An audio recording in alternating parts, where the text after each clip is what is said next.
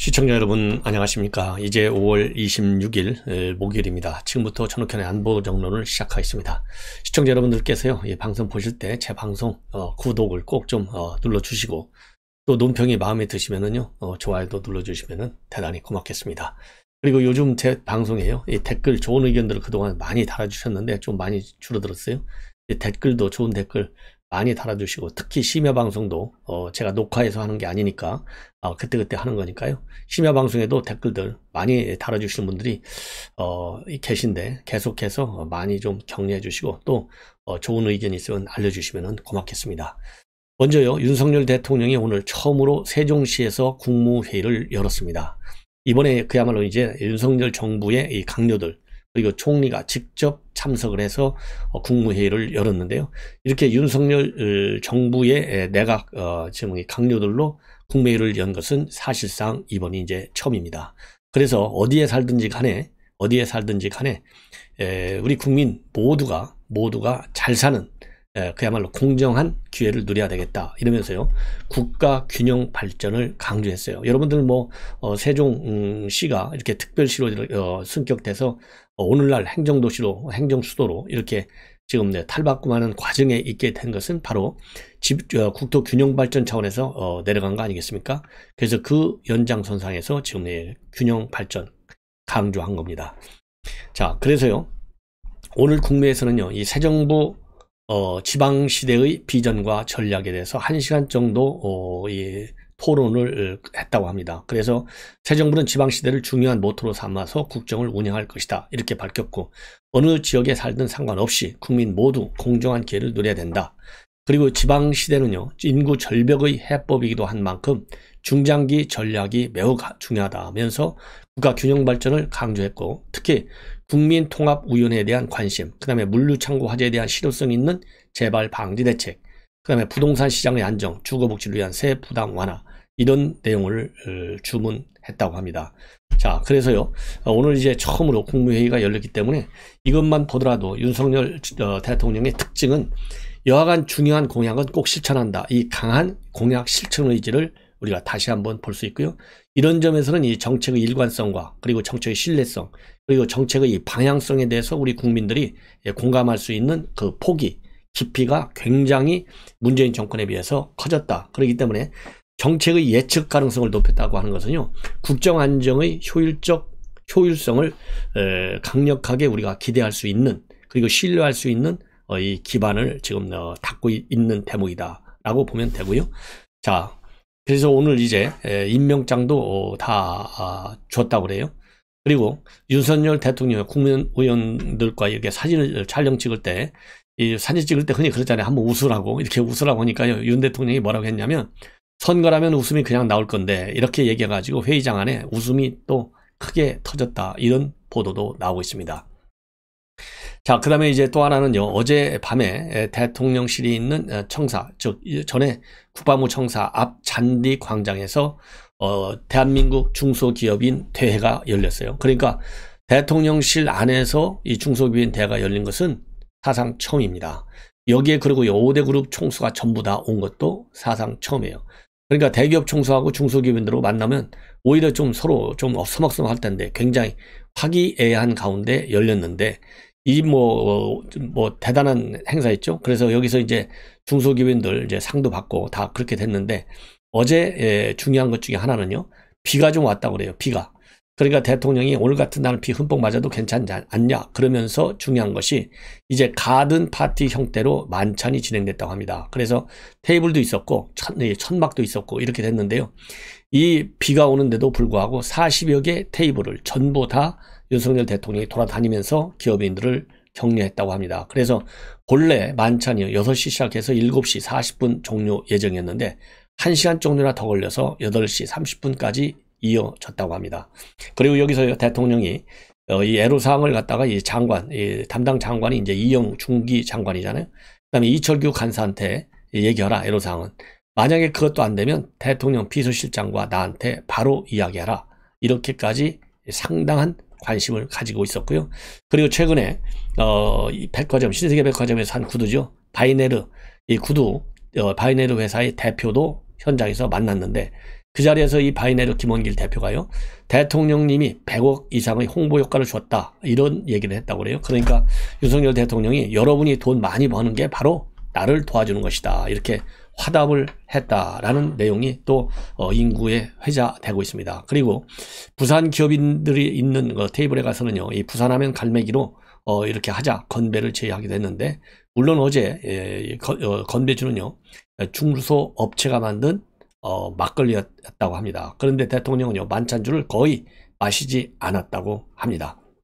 그래서 어제요 아주 더 중소기업인들이 신나는 만찬 장이 됐고, 그러다 보니까 이제 대기업 총수들하고요 중소기업인들의 사진도 찍으려고 해서 사진도 많이 찍고, 이러다 보니까요 최태원 회장이 이렇게 만찬 테이블을 돌면서 손을 잡고 같이 사진 찍어주며 소통하는 대통령은 처음 봤다라고 얘기를 했다고 할 정도로 굉장히 반응이 좋았고요.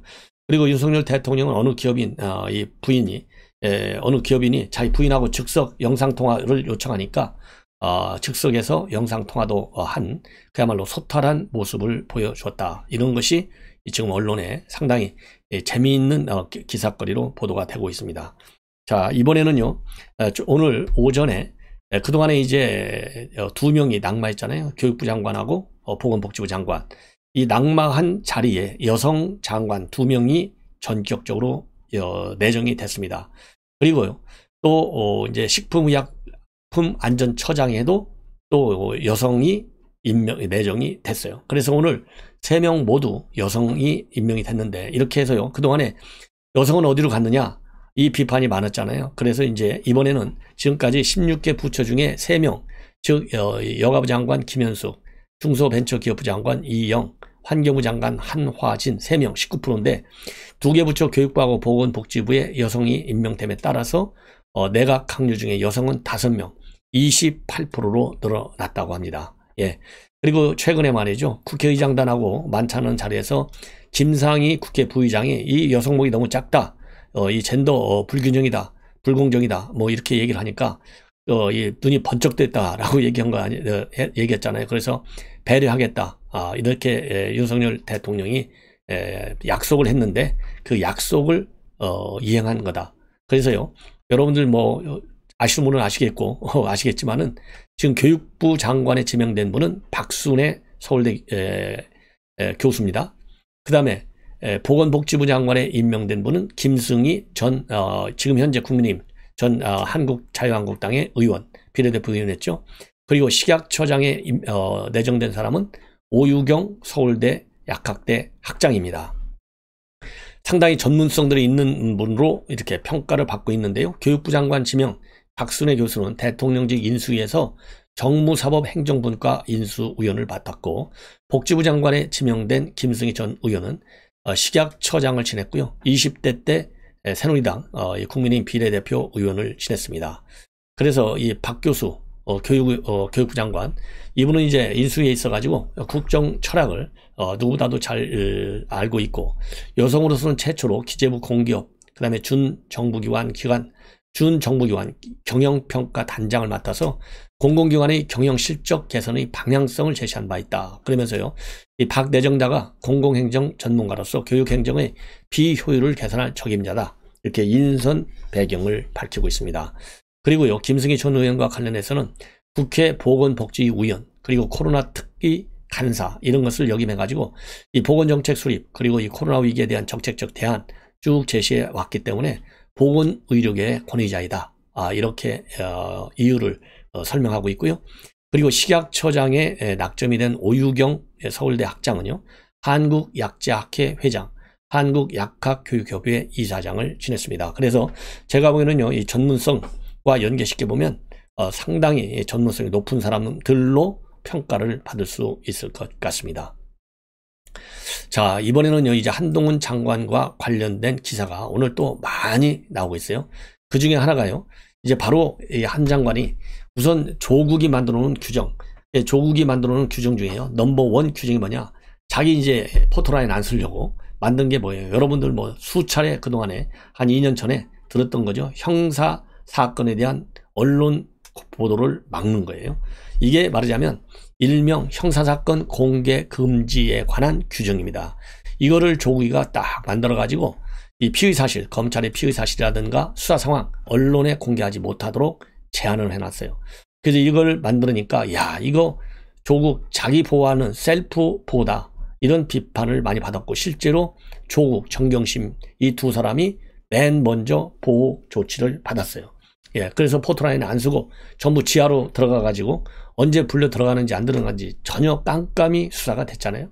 그래서 그동안에 이거는 국민의 알 권리 침해다, 이러한 많은 비판을 받아왔고, 또 이건 우연사항이다. 그래서요, 서민민생대책위원회라고 하는 시민단체에서는 이게 헌법 소원까지 제기했어요.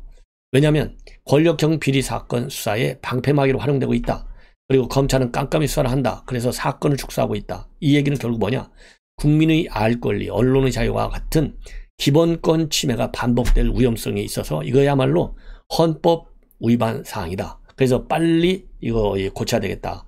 이렇게 해서 헌법 소원까지 제기가 된 상태입니다. 그런데요, 이 한동훈 지금 장관의 경우에는요, 이 장관 취임 전부터 이거 개정해야 된다, 이런 지금 입장을 밝힌 바 있어요. 그래서 인사청문회 때도 말이죠, 이 서면 질의에서 뭐라 그럴까요? 이 장관에 취임하게 되면 검찰뿐 아니라 사회 각계각층의 의견을 잘 들어가지고 합리적인 공개 범위에 대해서 살펴보도록 하겠다. 그래서 이 관련된 규정을 고치겠다라는 의사를 밝힌 바 있습니다. 그런데요, 최근에 이 한동훈 장관이 바로 이것 좀 고쳐라, 이렇게 지시를 했다고 합니다.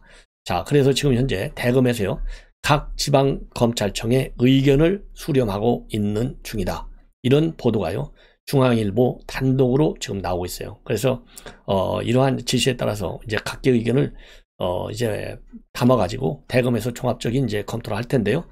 최소한도의 이 독소 규정만큼은 전부 다 없어져야 된다. 그래서 사실상 폐지 수순에 들어간 게 아닌가, 이러한 지금 해석들이 나오고 있어요. 특히 독소 조항은 뭐냐면요, 독소 조항은 박범계 장관 지시에 의해서요, 수사 정보가 유출됐을 경우에는 인권보호관이 관련 내용을 진상을 갖다가 조사하거나 또 내사할 수 있도록 더 규정을 나쁘게 만들었어요. 예, 박범계 장관이. 그래서 인권보호관을 신설하기까지 할 정도로 이렇게 이 사건에 대한 언론 보도를 제한하는 그런 규정을 만든 겁니다. 자, 그리고 이제 공보 업무는요, 반드시 전문 공보관만이 전문적으로 할 수 있고, 그 다음에 이 검사나 검찰 수사관은 형사사건과 관련해서 언론과 개별적으로 접촉하지 못하도록 만든 규정이 바로 이 규정이에요. 그래서 그동안에 논란이 많았습니다. 자, 그리고요, 이번에는 또 이 한동훈 장관이 하고 있는 것 중에 하나가 바로 이거 지난 23일 날 취한 조치로 되어 있는데요. 뭐냐, 차규근, 여러분들 뭐 아시죠? 예, 출입국 관리본부장. 이 사람이 뭘 했느냐? 김학의 차관 불법 출금하는데 결정적 역할을 했어요. 그래서 본부장으로 있을 때 출입국 공무원들로부터 김학의 차관의 개인정보 조회 내용을 보고받은 내용이에요. 그래서 이거는 직무상 권한을 남용했다라는 직무범죄로 지금 재판이 진행 중에 있습니다. 예, 진행 중에 있어요. 그런데요, 이렇게 재판이 진행 중에 있는데도 불구하고 직위 해제 조치가 이루어지지 않았어요. 직위 해제 조치가. 그러니까 이게 바로 문재인 정부에서 이 차규근한테만 해당되는 게 아니라 이규원 검사, 이성윤 검사, 이런 사람들에 대해서 똑같이, 그러니까 친정권 인물들에 대해서는요, 계속해서 자리에 앉아서 직무를 수행하도록 했어요. 대표적인 사람 중에 한 사람이 바로 누구예요? 청와대에서 국정상황을 지냈던 사람이 청와대에서 국정상황실장도 울산시장 선거와 관련해 가지고 피의자로 해서 재판을 받는데도 불구하고 계속해서 국정상황실장을 하도록 놔뒀잖아요. 그리고 최광욱이도 마찬가지예요. 비례대표 출마하기 전까지 계속 청와대에서 근무했어요. 그런 것처럼 차규근이도 마찬가지. 그래서 2021년도 4월에 이 차규근이가 이 김학의 불법 사건으로 인해서 기소가 됐는데 석 달 후에 말하자면 법무연수원 연구위원으로 보직이 바뀌었어요. 그러니까 보직만 바뀌었지 직위 해제된 거 아니에요. 그래서 이번에 23일 날에야 직위가 해제됐다는 겁니다. 예, 직위가 해제됐어요. 자, 그렇게 해서 정말 뭐라고 그럴까요? 이 나쁜 관행을 이제는 이제 하나씩 제거하는 거예요. 그러다 보니까 이 차 연구위원 측에서는요, 이미 작년 7월 2일자로 법무연수원 연구위원으로 인사발령 나가지고 출입국 본부장 직위에서 해제됐는데 또 직위 해제됐다? 한다? 이거는 이중처벌이다. 부당하다. 그래서 소청심사 청구하겠다. 법적 조치하겠다. 이렇게 반발하고 있어요. 여기에 대해서 이 법무부는요, 이 주장을 다시 또 반박하고 있습니다. 이중불이익이 아니라는 거죠. 왜냐? 법무연수원으로 연구위원 발령을 준 것은 직위 해제가 아니다. 예, 예. 이렇게 해서 이중적 직위 해제는 아니다라고 반박 입장문을 내놓고 있습니다. 자, 그래서 누가 맞느냐? 이건 여러분들 잘 아시겠지만 당연히 한동훈 법무부 해석이 맞다. 왜냐하면 연구위원 자리를 가지고 있잖아요. 그러니까 출입국 정책본부장에서 직위가 해제된 게 아니라 인사 보직이 전보된 거예요. 전보. 그 한동훈 장관도 전보, 좌천성 전보로 4번이나 당했잖아요. 그래서 출입국 정책본부장이 법무연수로 간 것은 직위 해제가 아니고 이거는 보직 변경입니다. 그런데 보직 변경을 직위 해제처럼 말하자면 혼란을 야기해가지고 지금 한동훈 장관이 이건 잘못된 이중적 말하자면 보복을 하고 있다. 이러한 여론을 만들려고 하는 꼼수 비판이다. 저는 그렇게 판단을 합니다. 예. 자, 그리고요, 이제는 지금 한동훈 장관이 들어서 가지고 이제 1차적으로 인사를 했고 또 2차적인 고위 간부 인사를 할 것이다. 이러한 전망들이 지금 나오고 있는데요. 이번에 친추미애 고위 간부들 전부 법무연수원으로 갔잖아요. 그러니까 이게 아이러니한 거예요. 한동훈 장관을 법무연수원 연구위원으로 자천시켰잖아요. 그런데 그 사례를 그대로 따라서 지금 법무연수원으로 발령났어요. 그러니까 이정수, 박범계 고등학교 후배, 그 다음에 이성윤, 심재철, 뭐 이름만 다 들어도 아시죠? 이정근 공공수사부장, 이종근 서분지검장, 정진우 차장검사, 이런 사람들이 전부 다 진천으로 연구위원으로 가서 근무 중인데요. 문제는 바로 뭐냐? 진천에 있는 법무연수원장이 누구였냐면요, 조남관이었어요. 근데 조남관이가 최근에 사표를 내고 나갔어. 그러다 보니까 그 차석이 누구냐? 윤대진이에요. 윤대진. 그러니까 대윤, 소윤할 때 윤대진, 친윤석열. 그래서 지금 이제 법무연수원장이 없다 보니까 이 추미애 때 한가닥 날렸던 전 정권의 애완견들이 지금 기획부장의 지시를 받는다. 이게 얼마나 참 아이러니한 것이냐. 그래서 굉장히 불편하다. 그래서 일부는요, 휴가 가고 병가 가고 아예 출근도 안 한다고 합니다. 이거 열심히 출근해야 될 거 아니에요? 한동훈 장관 열심히 출근했죠? 그 예를 따라라. 이렇게 저는 여러분들께 강조하고 싶습니다. 자, 이제는 이제 마지막으로 말이죠. 하나만 더 말씀을 드리겠습니다. 이제 김건희 여사 관련 뉴스인데요. 이 김건희 여사가 조만간에 이 봉화마을을 찾아서 권양숙 여사를 예방할 계획으로 있다. 이런 보도가 지금 나오고 있어요. 여러분들 잘 아시다시피 윤석열 대통령도 그리고 상당히 노무현 전 대통령에 대한 이 존경심이 굉장히 강하지 않습니까? 여러 차례 걸쳐서 나온 바 있어요. 그리고 작년 11월 달에도 윤석열 대통령이 봉화마을을 방문한 바 있습니다. 예. 자, 그런데 그리고 이번에도 이 권양숙 여사 취임식에 초대를 했는데 권양숙 여사가 오지 않았어요. 자, 그리고 이번에 또 친서도 이번 한덕수 총리 정부차에서는, 그리고 대통령실에서는 김대기 비서실장, 이진복 정무수석이 갔는데 이 김대기 비서실장을 통해서 친서까지 전달한 바 있어요. 자, 그래서 윤석열 대통령은 이제 대신 못 갔지 않습니까? 그래서 그런 저런 저간의 사정을 종합적으로 고려해서 가능한 빨리 김건희 여사가 지금 권양숙 여사를 공식적으로 예방할 예정으로 있다라는 보도가 나오고 있고요. 그리고 이 코바나 콘텐츠 대표이사에서 지금 김건희 여사는 퇴직을 했고요. 이미 회사 홈페이지는 폐쇄한 상태라고 합니다. 그래서 이번 주 아니면 다음 주에 코바나 콘텐츠에서는 이사회를 열어가지고 퇴직 안건을 의결할 예정으로 있고요. 그리고 회사 사무실과 등 자산은 그대로 유지하되 영리 사업은 하지 않을 계획이다. 그래서 앞으로 이제 김건희 여사는요, 대통령 배우자로서의 역할에 충실할 계획이다. 이렇게 알려지고 있습니다. 자, 시청자 여러분, 이것으로 본 방송을 마치겠습니다. 여러분들께서요, 이 알람을 설정해서 내 방송 많이 시청해 주시기를 부탁드립니다. 대단히 고맙습니다.